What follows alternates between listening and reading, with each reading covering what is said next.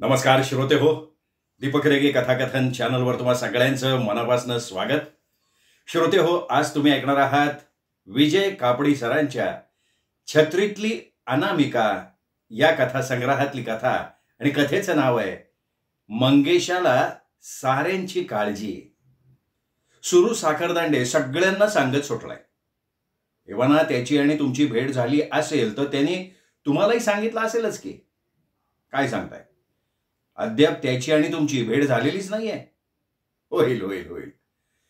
पण त्याची भेट होईपर्यंत जर तुम्हाला धीर धरता येत नसेल तर मीच सगळं सांगून मोकळा होतो ना. झालं.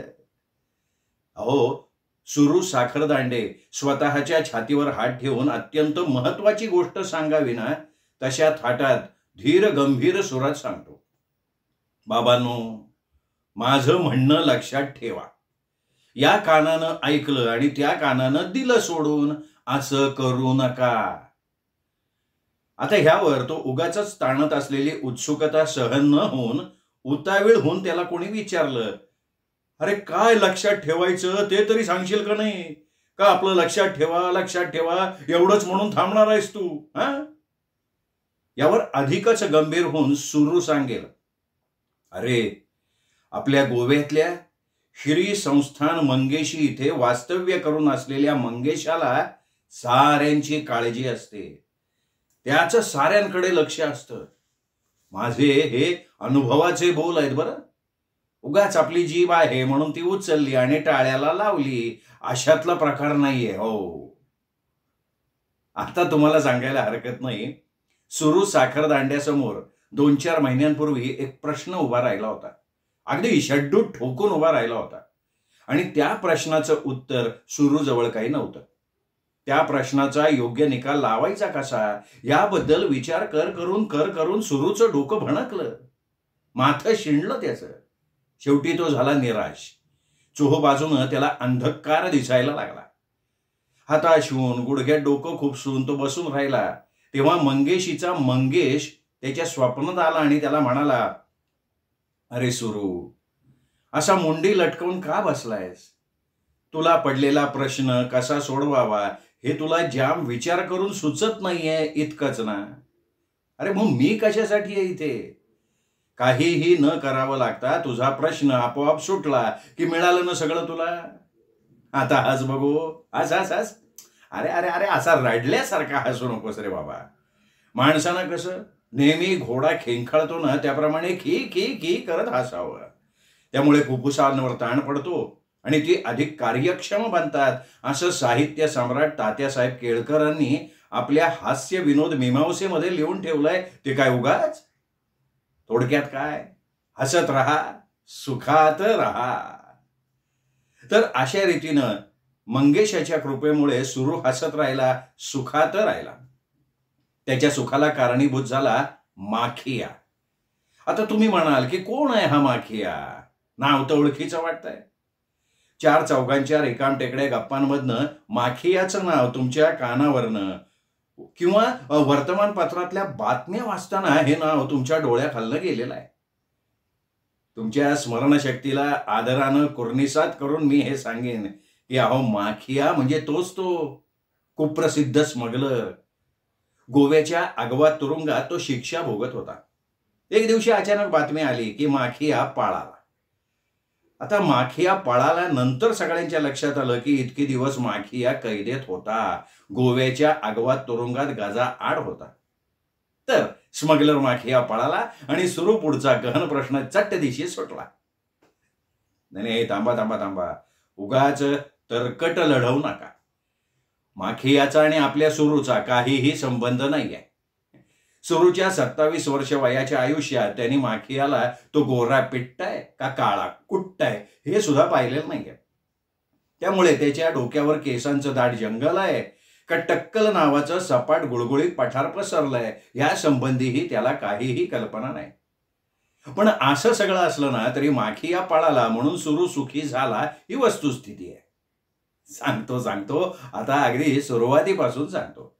कंटाळा आणणारा तपशील वगळून अगदी ठळक ठळक घटना जशा घडल्या, ज्या वेगानं घडल्या तशा त्या सांगत जातो. झालं असं की माघ महिन्यातल्या पंचमीची मंगेशीची दरवर्षीची जत्रा होती. मंगेशीचा मंगेश म्हणजे सुरू साखरदांड्याचं कुलदैवत. ती जत्रा बघायला सुरू गेला. मंगेशीचा तो रम्य परिसर, जत्रेला जमलेली रंगीबेरंगी मंडळी. सुरू रमला, डोळे उघडे ठेवून हिंडत राहिला. दुसऱ्या दिवशी मंगेशीहून परतायच्या वेळी जत्रेचा प्रसाद म्हणून कापडी पडदे लावून उभ्या केलेल्या मिठाईच्या दुकानात तो खाजं घ्यायला गेला. आता तुम्ही मध्येच मला अडवाल आणि विचाराल की हे खाजं म्हणजे काय बाबा? तर खाजं म्हणजे आलं घातलेल्या गुळाच्या पाकात घोळवलेल्या चण्याच्या डाळीच्या पिठाच्या तळलेल्या काड्या. फर्स्ट क्लास लागतात बरं का. आलं का नाही तोंडात पाणी?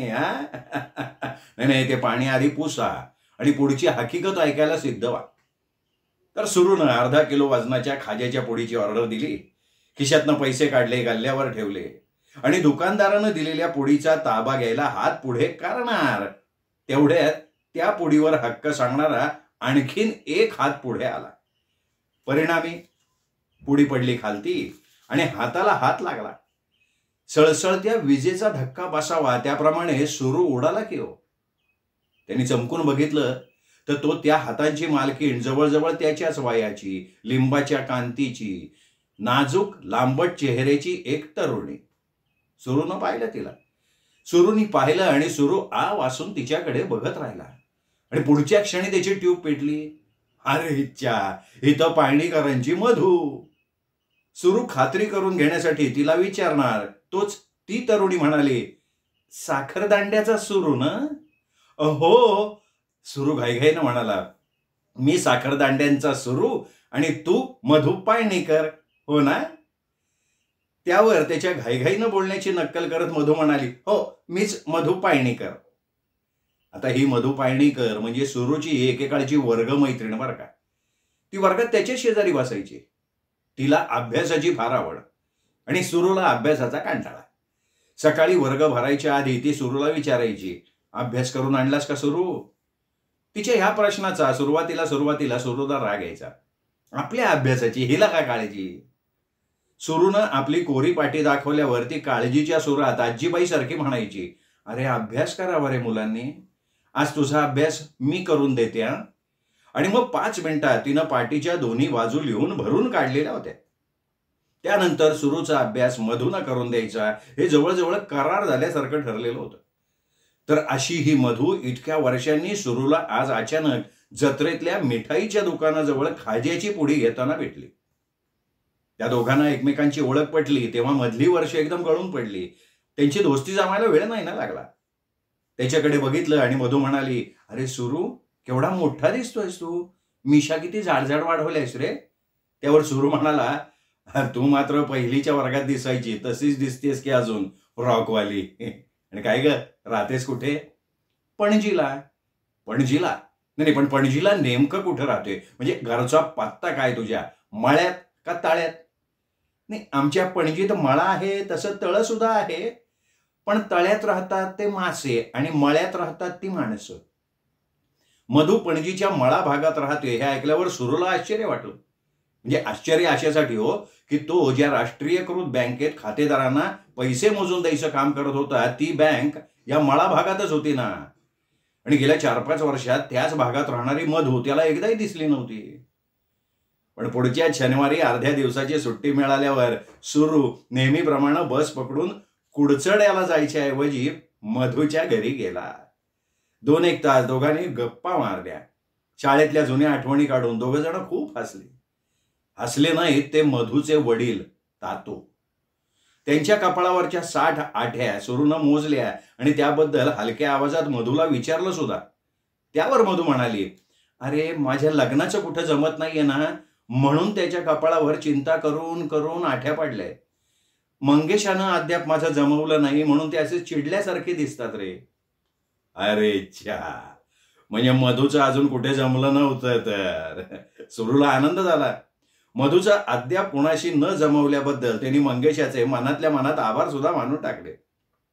आणि सुरूनं त्याच क्षणी निर्णय घेतला की पुढच्या शनिवारी मधूला मागणी घालायची आणि तातोच्या कपाळावरच्या चिंतेच्या आठ्या कायमच्या पुसून टाकायच्या. त्यानंतर तब्बल 6 दिवसांचा प्रदीर्घ काळ उलटला आणि एकदाचा तो शनिवार उगवला. ठेवणीतले कपडे चढवून मधू बँकेत आला आणि आल्या आल्या बँक बंद व्हायची वाट बघायला लागला. त्या विचारमग्न अवस्थेत एका खातेदाराला 10च्या 10 नोटा देण्याऐवजी त्यांनी 100च्या 100 नोटा दिल्या. तो खातेदार सुरू इतका विचारमग्न अवस्थेत नव्हता, त्यामुळे सुरूची चूक त्याच्या लक्षात आली. ती तत्परतेनं त्यांनी सुरूच्या नजरेला आणून दिली. आपल्या हातून घडलेला तो प्रकार लक्षात येता सुरू जाम हादरला. आपल्याला आता यापुढचं काम करणं शक्य होणार नाहीये हे बघून तो तसाच उठला आणि सरळ मॅनेजर कावळ्याच्या केबिनमध्ये गेला. सर, माझी मनस्थिती ठीक नाहीये. काय धड भरली तुमच्या मनस्थितीला? सांगून ठेवतोय, लवकर जायला मी परमिशन देणार नाहीये. मॅनेजर कावळ्याने कावकाव केली.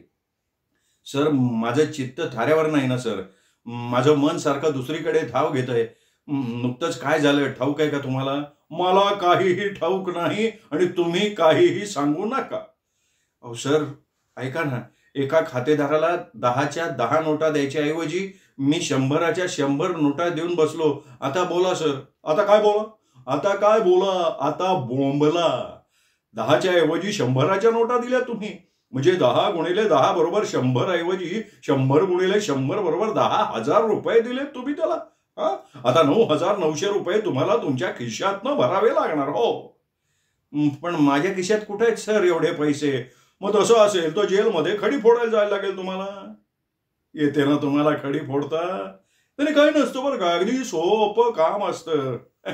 काय करायचं, एक मोठा दगड घ्यायचा, एक हातोडी घ्यायची आणि सकाळपासून संध्याकाळपर्यंत त्या दगडावर हातोडीनं आघात करत राहायचं. संध्याकाळपर्यंत खडीच खडी. नाही, मला वाटतं तशी वेळ नाही येणार सर माझ्यावर. का नाही येणार? तुमच्या खिशात आहेत वाटतं 9,900 रुपये. ठीक आहे, मध्ये भरा, चला कामाला लागा. नाही सर, तो खातेदार चांगला होता. त्यांनी माझी चूक माझ्या लक्षात आणून दिली आणि ते पैसे परत केले सर. केले ना पैसे परत? वा वा वा, म्हणजे आता तुम्हाला काही भरावं लागणार नाही. चला जा, निघा, कामाला लागा. सर, पण माझं आज एक महत्वाचं काम आहे हो. एका तरुणीला मागणी घालायला जायचंय मला. माझं ऐका तुम्ही, माझं ऐका. मनस्थिती ठीक नसताना कुठल्याही तरुणीला मागणी घालू नका. अहो, भलत्याच तरुणीला मागणी घालाल तुम्ही अशा अवस्थेत आणि त्या भलत्या तरुणीनं हो म्हटलं तुम्हाला तर तुम्हाला तिच्याशी लग्न करावं लागेल. मग जन्मभर पस्तावा. जा, चला चला, कामाला लागा, चला. नाही, तसं नाहीये सर. त्या तरुणीला मागणी घालायची म्हणून ऑफिसमध्ये काम करण्याची मनस्थिती नाहीये ना माझी. अशी परिस्थिती आहे होय? बर, हरकत नाही. मग मनस्थिती ठीक नाही अशी पिरगणी कशाला लावतोय? जा जा जा जा जा. ज्या कोणा तरुणीला मागणी घालायची तिला व्यवस्थित मागणी घाला आणि सोमवारी सकाळी नेहमीप्रमाणे डोकं ताळ्यावर ठेवून कामावर या. चला, निघा, चला. मॅनेजर कावळ्यांचे आभार मानून सुरू गुलाबाचं एक टप्पोर फुल घेऊन मधूच्या घराच्या दिशेने निघाला. मधूच्या घरी पोहोचल्यावर दर्शनी खोलीत खुर्चीवर बसलेले तातो त्याला दिसले. आज तातोंचा चेहरा थोडा वेगळा दिसत होता. नेहमीपेक्षा अधिक लांबट आणि कपाळावर नेहमीपेक्षा जास्त आठ्या. तातो, नमस्कार. बरे आहात मग? आज मासे कसले मिळाले? सुरूनं वास्तपुस्त केले. पण तातो काही बोललेच नाहीत. त्यांनी सुरूचं बोलणं न ऐकल्यासारखं केलं. तेवढ्यात आतल्या खोलीतून मधू आले. सुरूकडे बघत म्हणाले, अरे, तातूंनी नवीन कवळी बसवली आहे. 2-4 दिवस झालेत. सवय नसल्यामुळे थोडा त्रास होतोय त्यांना. तेवढ्या तातूंनी कवळी बाहेर काढली आणि ते म्हणाले, त्या हरामखोर बोडके डॉक्टरनं नीट बसवलेली नाहीये ती कवळी. अरे, कवळीच्या कडात टोकदार शस्त्र लागल्याप्रमाणे हिरड्यांना टोचतायत. भयंकर त्रास होतोय आणि जेवताना तर इतकं दुखतंय काय विचारायची सोय नाही.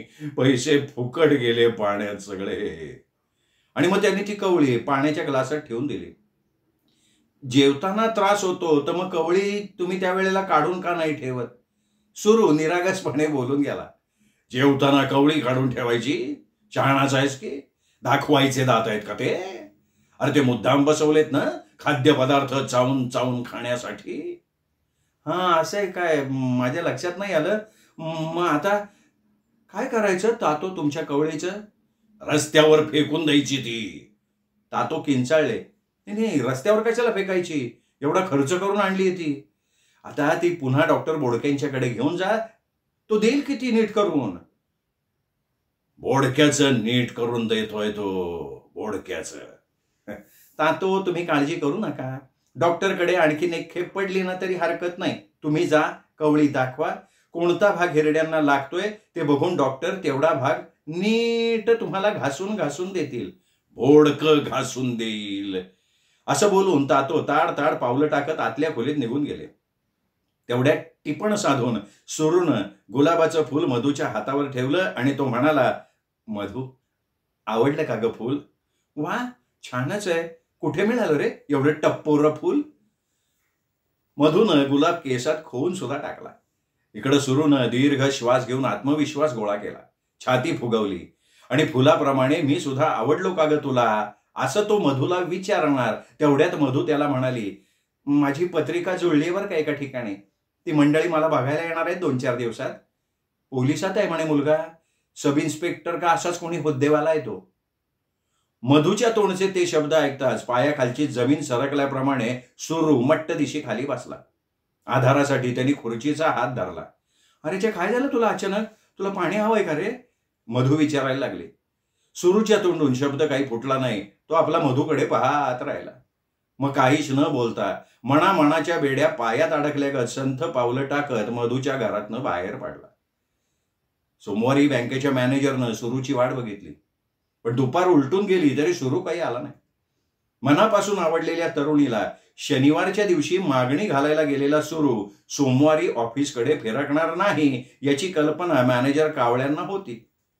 होकार मिळाल्यामुळे आनंद साजऱ्या करण्याकरता किंवा नकार मिळाला तर ते दुःख गिळण्याकरता सुरूने ऑफिसला दांडी मारावी हे त्यांनी गृहीत धरलेलं होतं. प्रश्न एवढाच होता की सुरूला होकार मिळाला का नकार मिळाला. त्यानंतर शुक्रवारपर्यंत सुरू ऑफिसात आलाच नाही. सगळेच काळजीत पडले. शनिवारी सुरू ऑफिसमध्ये आला. त्यावेळी त्याचा अवतार बघून सगळ्यांना धक्का बसला. त्याचे डोळे खोल गेले होते, गाल बसले होते, दाढीचे खुंट वाढले होते. आजारातून उठलेल्या माणसाप्रमाणे तो अशक्त दिसत होता. त्याची तशी अवस्था कशी काय झाली याबद्दल प्रत्येक जण त्याला विचारायला लागला. पण कोणाच्याही कुठल्याच प्रश्नाचं उत्तर न देता सुरू मुकाट्यानं कॅशियरच्या पिंजऱ्यात जाऊन बसला. दुपारी ऑफिस सुटल्यानंतर बस पकडून तो घरी जायला निघणार तोच बँकेच्या दारात त्याला मधू दिसली. अरे काय रे तुझी अवस्था, आजारी होतास का? मधूनं त्याला विचारलं. हो. सुरूनं फक्त हुंकार भरला. अरे ऐक ना, तातोनी एक भानगड केली आहे, ती निस्तरण्यासाठी मला तुझी मदत हवी आहे रे. कोण तातो? अरे असं काय करतोयस? तातो म्हणजे माझे वडील. त्यांनी काय भानगड केली? अरे त्यांनी ना त्या डॉक्टरांचे दात पाडले.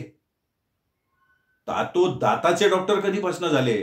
तसं नाही रे, ज्या डॉक्टर बोडक्यांनी त्यांची कवळी बसवली होती ना त्यांचे त्यांनी दात पाडले. दाताच्या डॉक्टरचे दात पाडले? ते कसे काय? अरे त्यांची कवळी ठीक बसत नव्हती ना, जेवताना त्यांना ती फार टोचायची, खूप वेदना व्हायच्या. आज सकाळी ते 4थ्यांदा डॉक्टरकडे गेले. डॉक्टरांनी त्यांची कवळी घासून दिली. आता दुखणार नाही असंही सांगितलं. तातो कवळी घेऊन घरी आले. थोड्या वेळानं जेवायला बसले.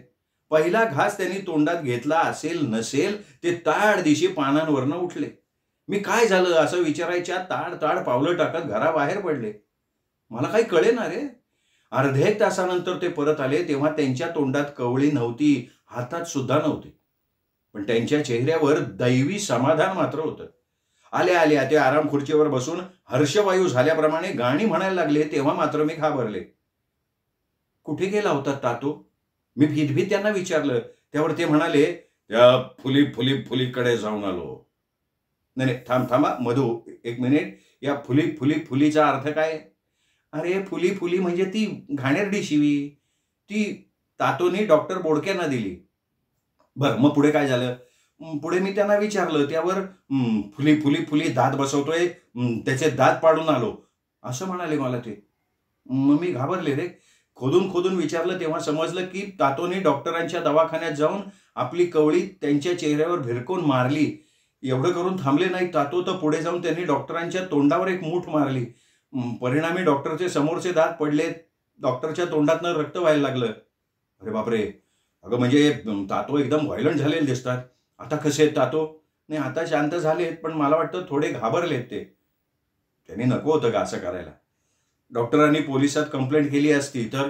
केली असती नाही, पोलिसात कंप्लेंट केली आहे त्यांनी. आत्ता कुठल्याही क्षणी पोलीस तातोला पकडायला येतील. हे बघ, त्या अगोदर तू हालचाल करायला पाहिजेस. तू जाऊन पोलिसांना भेटशील का रे? तुझं तिथे कोणी ओळखीचं वगैरे आहे का रे? अगं पण माझी आठवण मला दगा देत नसेल तर तुला पाहायला येणारा तो मुलगा पोलिसातच आहे ना, त्याला का नाही तू भेटत जाऊन? तू म्हणजे असा आहेस ना, त्याला मी आत्ताच कशी जाऊन भेटणार रे? ती मंडळी आज संध्याकाळी येणार आहेत आमच्याकडे आणि तातोनी बघ ना आजच ही भानगड करून ठेवली. आता काय करायचं रे? ठीक आहे, घाबरू नकोस, मी प्रयत्न करतो. बघतो कुणी ओळखीचं निघतोय का ते. आणि सुरू नव्या मोहिमेवर निघाला सुद्धा. कुठल्याही परिस्थितीत मधूला मदत करायचीच.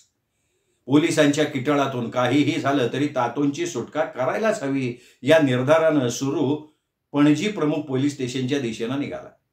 थोड्याच वेळात तो तिथे पोहोचला खरा, पण आत त्याला सगळा शुकशुकाट दिसला. तो आत गेला. एक हेड कॉन्स्टेबल डाव्या गालफाडावर हात ठेवून बसला होता. सुरूनं त्याच्या दिशेनं आपली पावलं उचलली. सुरूनं त्याचं लक्ष आपल्याकडे वेधवत विचारलं, इथले प्रमुख अधिकारी कोण आहेत? मला जरा त्यांना भेटायचंय. इथला प्रमुख अधिकारी या क्षणी तरी मीच आहे. एक एक शब्द सुटा करत हेड कॉन्स्टेबलनी सांगितलं आणि पुन्हा आपलं गालफाड धरून बसले. तुम्हीच प्रमुख अधिकारी का? मग बाकीचे सगळे कुठे गेले? आजूबाजूला बघत सुरूनी विचारलं. तुम्हाला कशाला त्या सगळ्या चौकशा? तुमचं काय काम आहे ते सांगा ना पटकन. काय आहे, माझ्या एका नातेवाईकाविरुद्ध एक कंप्लेंट आली आहे तुमच्याकडे. कशाबद्दल? काय झालंय की तातो पाळणीकरांनी त्यांची कवळी नीट बसवली नाही म्हणून दातांचे डॉक्टर बोडके आहेत ना, त्यांच्यावर आज सकाळी हल्ला केला आणि त्यांच्या तोंडावर मूठ मारून त्यांचे दात पाडले. आहो. पाडले का दात त्या बोडक्याचे? बरं झालं, बरं झालं. खरं म्हणजे मी त्याचे दात पाडणार होतो, पण तुमच्या त्या तातोनं का बातोनं ते काम पार पाडलेलं दिसतंय. छान छान छान. म्हणजे हेड कॉन्स्टेबल साहेब, तुम्ही काय म्हणताय तरी काय? अरे तो काय डॉक्टर आहे का? जनावरांचा डॉक्टर शोभतो तो. अहो, काल माझी ही दुखरी दाढ दाखवायला गेलो होतो मी, त्यांनी तिथल्या तिथे ती उपटली. रात्रभर ठणकत होती हो, रात्रभर. रात्रभर झोप नाही बघा मला. इथे बसल्या बसल्या सारखं मनात येत होतं की तडक उठावं, जावं त्या बोडक्याकडे आणि पाडावेत त्याचे दात. पण माझ्याकडून झालं नसलं तरी हे पुण्यकर्म कोणीतरी केलं. वा वा वा, छान छान छान, वंडरफुल वंडरफुल वंडरफुल. आपण त्या डॉक्टरांनी आता कंप्लेंट केली आहे ना, त्या कंप्लेंटचं काय करायचं? अरे त्याची कंप्लेंट कचऱ्याच्या टोपलीत फेकून द्यायची. थांबा जरा, मी बघतो. असं म्हणत हेड कॉन्स्टेबलनं आपली फाईल उघडली. एक पेपर उचलला. तो बघून म्हणाले, हे बघा, हीच ती कंप्लेंट. घाबरू नका, आम्ही काही ऍक्शन घेणार नाही. अहो, या असल्या टिनपट कंप्लेंटकडे लक्ष द्यायला वेळ आहे कोणाला? म्हणजे मी नाही समजलो. अहो, तो माखिया पळाला नाही का आज सकाळी? माखिया? कोण हो माखिया? आणि कुठून पळाला तो? अहो, स्मगलर माखिया. तो आज पळाला अगवादच्या तुरुंगातून. त्याला गुजरातेतले पोलीस इथून सुटका झाल्यावर पकडायला आले होते, पण सगळ्यांच्या हातावर तुरी देऊन पळाला की तो. त्यामुळे शहरातले सगळे पोलीस इन्स्पेक्टर आज त्याच गडबडीत आहेत बघा. आता या टिनपाट बोडके डॉक्टरच्या कंप्लेंटकडे लक्ष द्यायला वेळ आहे कोणाकडं? नाही नाही, पण काय हो, आज नाही तर उद्या कधीतरी या कंप्लेंट बद्दल ऍक्शन घ्यावीच लागणार ना तुम्हाला, नाही का? नाही, तसंच काही नाही, तसंच काही नाही. अहो, आमच्या सुप्रिटेंडंटचं पण मागे याच बोडक्याने दात काढले होते. त्यांचाही राग आहे त्या बोडक्यावर. कुणीतरी त्याचे दात पाडले हे ऐकल्यावर त्यांना सुद्धा आनंद होईल बरं का. अरे, कोणी काहीही ऍक्शन घेणार नाही, काळजी करू नका.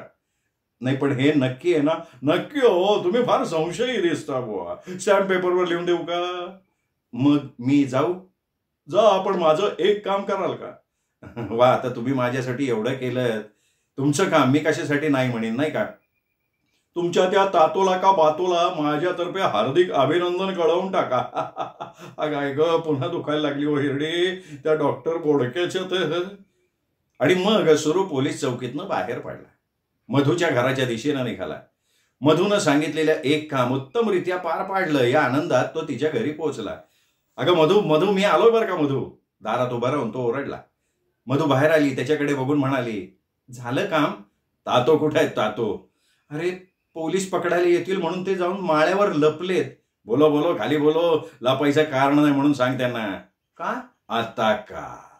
अगं मी सांगतोय म्हणून. इन्स्पेक्टरना भेटलास तू? भेटलो, त्यांना सगळे हकीकत सांगितली. त्यांनी तिथल्या डॉक्टरकडे फोन फिरवला, कंप्लेंट मागे घ्यायला लावली. हा खरंच? अगं अगदी खरं.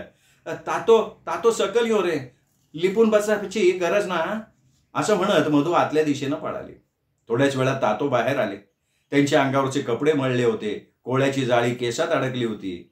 सुरूला बघून तातो म्हणाले, कंप्लेंट तुझ्यामुळे मागे घ्यायला लावली असं मधू सांगतेय, खरंय? अहो, आता काही घाबरायचं कारण नाही. तुझा मी इतका आभारी आहे की फारच आभारी आहे. अगं मधू, चहा टाकतेस का थोडा? बटाटे पोहे आणि शिरा सुद्धा कर. अरे काय सांगू तुला, फार काळजीत होतो बरं मी. अरे हे असलं लचाण करून ठेवलं होतं मी, आणि संध्याकाळी ती मंडळी मधूला बघायला येणार. ती माणसं ही पोलिसातली, नवरा मुलगा सब इन्स्पेक्टर. तू काम छान काम केलंस, माझी काळजी मिटली. आता मधूला त्याने पास केलं की माझी आणखीन एक काळजी मिटणार. सुरू गंभीर झाला. मधूच्या हातचा चहा, शिरा, बटाटे पोहे त्याला काही गोड लागले नाही. ती सारी सामुग्री कशीबशी संपून तो निघाला तेव्हा त्याचं अंतःकरण जडशीळ झालेलं होतं. सोमवारी तो बँकेत आला तेव्हा बँकेच्या दारात मधूला बघून चमकला. आपण पसंत पडल्याची बातमी द्यायला मधू आली आहे ह्या विचारानं चेहऱ्यावर उसना हसू आणून तो तिला सामोरा गेला. तातूनी तुला बोलावलंय, चल लवकर. घाईघाईत मधू सांगायला लागली, काय झालं? काय म्हणजे पोलीस बिलीस आले काय त्यांना पकडायला? नाही रे बाबा, पण त्यांनी तुला बोलवलंय. अगं कशासाठी ते सांग ना. काम आहे त्यांचं तुझ्याकडे. आता कसलं काम काढलं त्यांनी? त्यांच्या मुलीचा हात त्यांना तुझ्या हातात द्यायचा आहे. काय म्हणतेस? अरे खरंच. अगं पण तुला तो सब इन्स्पेक्टर पाहायला येणार होता ना, तो नाही आला. आला नाही? का नाही आला तो? त्याला पोलिसांनी पकडून नेलं म्हणे. सब इन्स्पेक्टरलाच पोलिसांनी पकडला? काय सांगतेस काय? अरे तो कोण स्मगलर माखिया नाही का, तो पळून नाही का गेला? बरं मग? अरे त्या सब इन्स्पेक्टरनं त्याला पळून जायला मदत केली म्हणे, त्यामुळे त्याला पकडला. मला बघायला त्यामुळे कोणीच आलं नाही. तू येशील मला बघायला? जिभेचा शेंडा गालात घोळवत मधून विचारलं. सुरू तिच्याकडे बघत राहिला. त्याबरोबर मधू म्हणाली, मी तातोंना सगळं सांगितलंय, त्यांनीही परवानगी दिली आहे. अरे तुझ्यावर ते भलतेच खुश आहेत. तू त्यांच्या मागची ती पोलिसांची कटकट परस्पर मिटवलीस म्हणून. काय ग, पण तुला एकदम माझी आठवण कशी काय झाली? अरे मला ना तू गुलाबाचं फूल आणून दिलंस ना, तो प्रसंग आठवला. त्यावेळी तुझी झालेली अवस्था मला आठवली. माझ्या मेलीच्या बथड डोक्यात त्यावेळी प्रकाश नाही पडला रे. आणि मग आजकाल सुरूची स्वारी खुशीत असते. आगवाद तुरुंगातून स्मगलर माखिया पळाला म्हणून आपली बालमैत्रीण जन्माची सोबतीण म्हणून आपल्याला मिळाली असा त्याचा दावा आहे. स्मगलर माखियाच्या पलायनाशी तुझ्या जुळून आलेल्या लग्नाचा संबंध काय असं कोणी विचारलं तर तो सांगतो, हे बघा नीट विचार करा. स्मगलर माखिया त्यावेळी पळाला नसता तर हे सगळं जुळून आलं असतं का? शिवाय माखिया त्यावेळी पळाला खरा, पण पुढे थोड्याच दिवसात नाक मुठीत धरून तो पोलिसांना शरण आलाच का नाही? पुढे मागे पोलीस आपल्याला पकडणार याची खात्री असून सुद्धा आगवादमधनं माखिया कशा करता पळाला? त्याला मिळालं काय त्यातून? अहो मंगेशाला माझी काळजी. माझं मधूशी जुळून यावं म्हणून मंगेशानं माखियाला पळून जायची बुद्धी दिली. तुम्ही काही म्हणा, गोव्याच्या श्री संस्थान मंगेशीच्या दयाघन मंगेशाला साऱ्यांची काळजी. श्रोते हो, ही होती विजय कापडी सरांची कथा मंगेशाला साऱ्यांची काळजी. कथा तुम्हाला नक्कीच आवडली असेल. व्हिडिओ लाईक करा, मित्रपरिवारात नातेवाईकात शेअर करा. कथा कशी वाटली हे कमेंट करून जरूर कळवा. आणि हो, चॅनल सबस्क्राईब करायचं राहून गेलं असेल तर प्लीज चॅनल सबस्क्राईब करा. पुन्हा भेटूयात अशाच उत्तम कथेसह. तोपर्यंत नमस्कार मित्र.